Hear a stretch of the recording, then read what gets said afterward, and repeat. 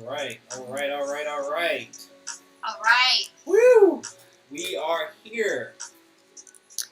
We are Live. live. Nice. Oh my goodness. Great. So I figured we might want to wait a little bit for people to trickle in here. A couple minutes. I don't know, maybe if anyone wants to ask us questions. Yeah, definitely. Where's Lee? What happened to him? I promise he's fine. He's okay. He is A-okay, everyone. I promise. Better than okay. I hope. He's good. He's good. Promise. Alright. I don't know. When does he usually start these things? Yeah, We're not. Sometimes you give it like 5 minutes. Alright. Yeah. Sometimes you give it, a little 5 minutes of going. Alright. And Bert, you can see our viewers that are coming in now, right? We got any viewers? Yeah. It's 2, 3. Fantastic. Okay. They're probably like, wait, am I in the right place right now? Alright. Well, we'll be starting soon. Just giving it a little more time here. Let people come in, see the link. We just posted on our social media channels out there. See what we got. And Bert, you're also going to have to tell me when I can't see. He is the owner right now of this live stream. I cannot see the questions. So remember, Bert, you're going to have to tell me. I will. Any coming in, and we'll answer them to the best of our ability here. We'll do our best. All right, a little more. I kind of like that music you were playing before this, Bert. Oh yeah, no, it's on repeat, so we might hear it again. I might hear it again. All right. Yeah, we might hear it again. All right. I appreciate our viewers that we have so far. All right, you know what? Yeah, let's get started. Okay. All right, so, yeah. Hello, our viewers, and welcome to week 9 of Getting Back to Work, sponsored by our friends at Openpath. Obviously, we're not Lee. No. We had a bit of a shake-up here, which Lee asked Bert and I to step in and take over this week's GBTW. So, without further ado, I am your guest host. I'm Mandy Myers. You can call me Mandy.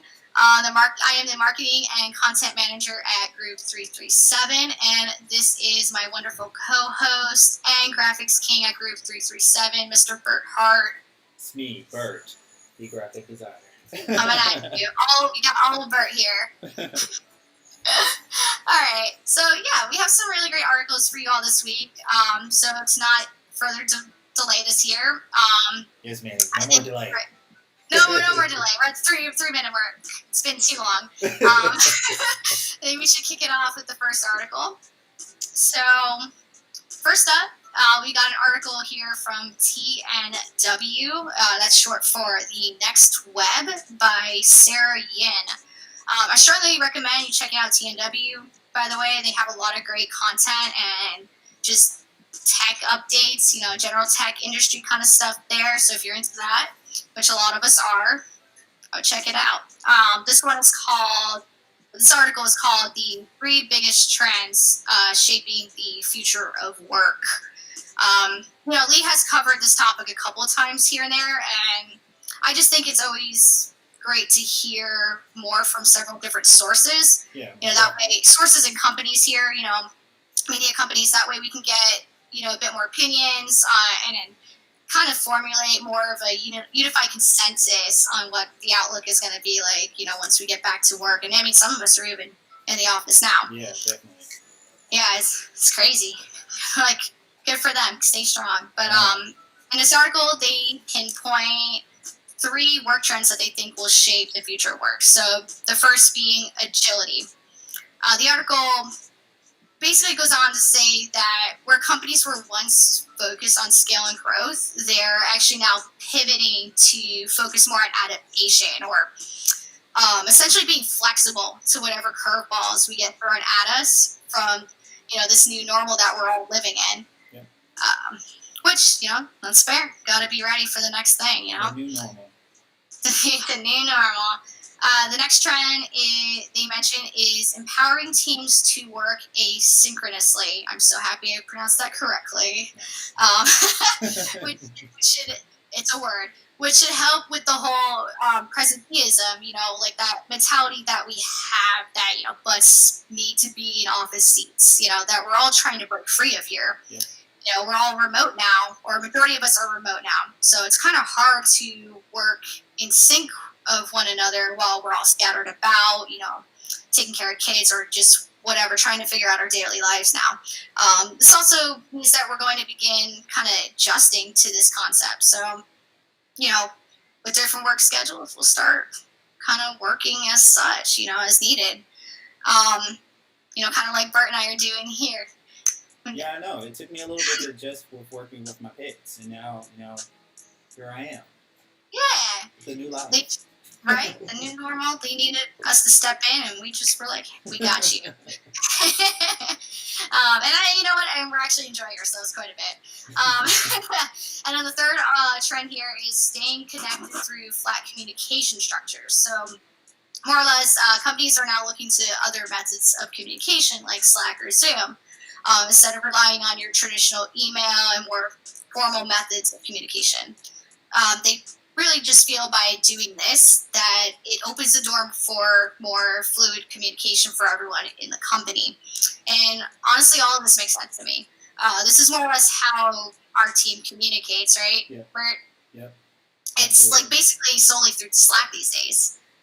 Yeah, Slack and there's Slack, Asana, Basecamp. There's like a number of them like popping out because of they were around before this thing happened, but now they're like more prevalent now because people are remote. Yeah, no, definitely. I think this is probably how we're going to be communicating for the foreseeable future here. Yeah. We'll see. All right, Bert. So the next article, I'm going to throw that off to you. It's the article by Marker. Yeah, definitely. So this article, that I am covering is from Marker.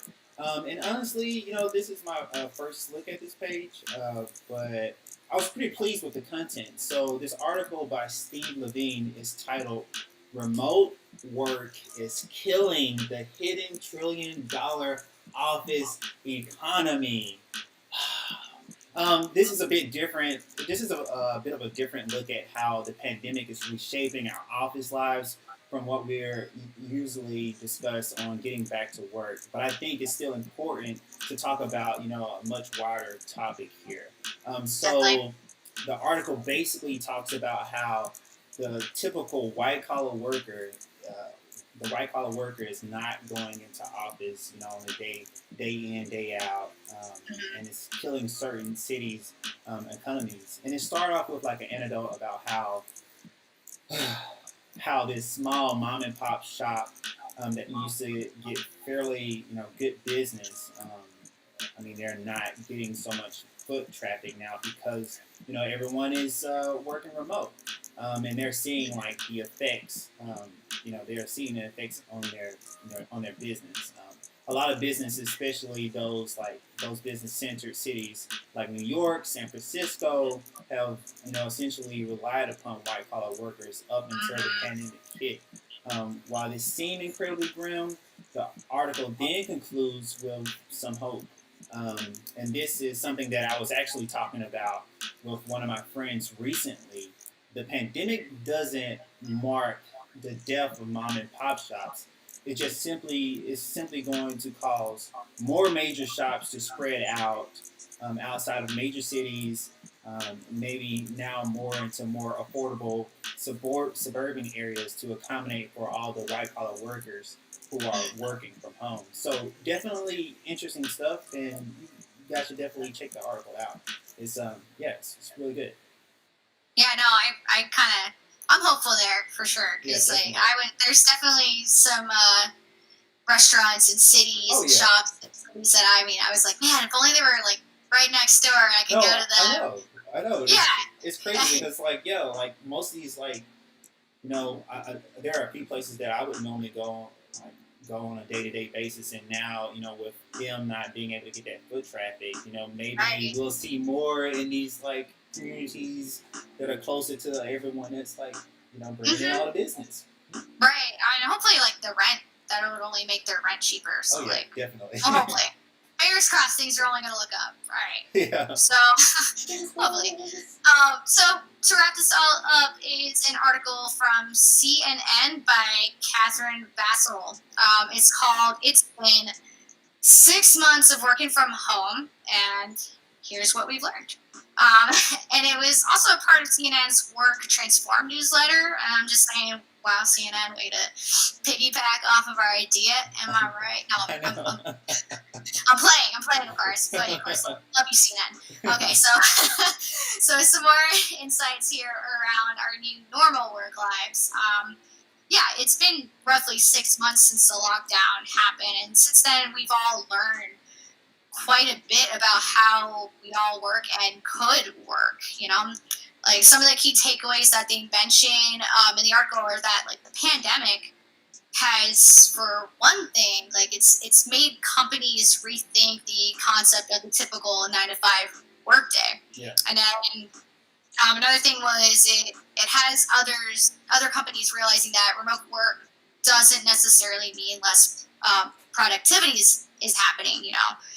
There's a lot of places are actually seeing like a productivity boost.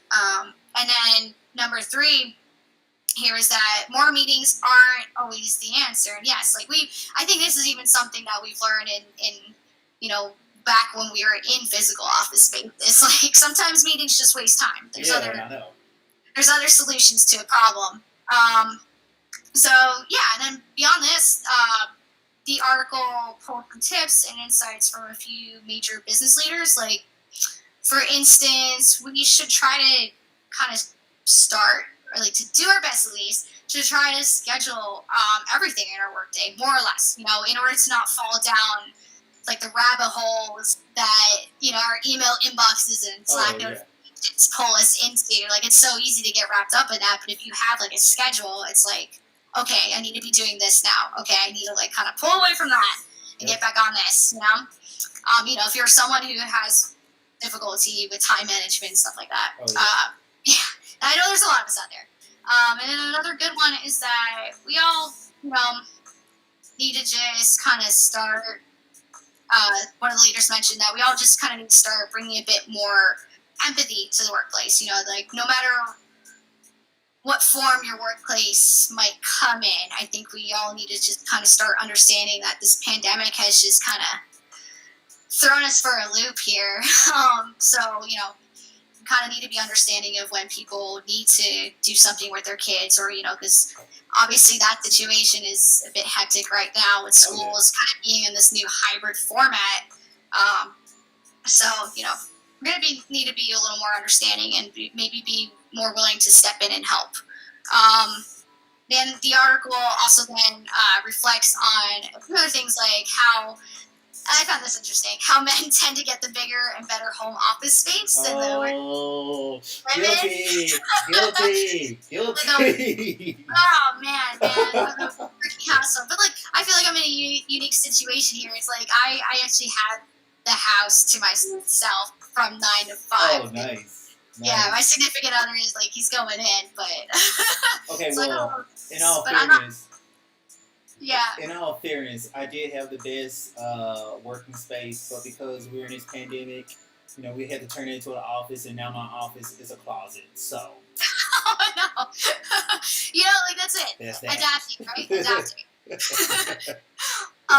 Yeah, and it just like it also then goes on to reflect on how we can attempt to go after that coveted promotion that we want while working from home. It's not as impossible as we all may think, and then especially since like we're all in the same, pretty much all of us are in the same situation here.